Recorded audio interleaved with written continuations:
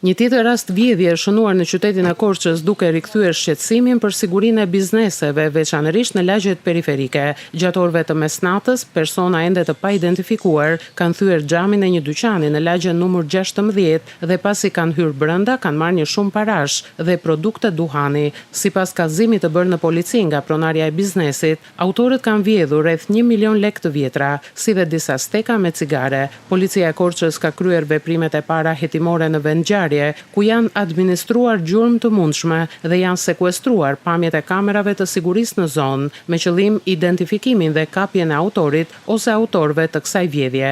Ky është një tjetër rast në serinë e vjedhjeve që janë regjistruar kohët e fundit në Korçë, kryesisht në biznese të vendosura në lagjet periferike, ndërsa hetimet vijojnë për zbardhjen e plotë të ngjarjes. Sipas burimeve zyrtare të policisë së Korçës, vetëm gjatë periudhës maj-qershor të këtij viti janë evidentuar 13 vjedhje, nga të cilat 12 janë zbuluar.